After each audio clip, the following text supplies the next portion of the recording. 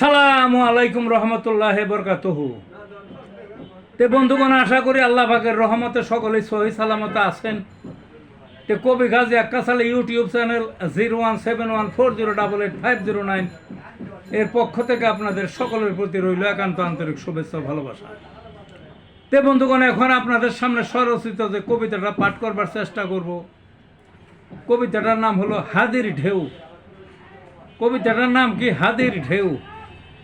ঝিমিয়ে পড়া একটি জাতি হাত গুটিয়ে গালে, নৌকা যখন চলে না আর বাতাস লাগলো পালে, যাত্রা হলো নতুন করে ছুটছে ঢেউয়ের তালে, সবাই বলছে হেও হেও চালাও আরো জোরে, হালটা ধরো বৈঠা মারো পালের কানি টেনে,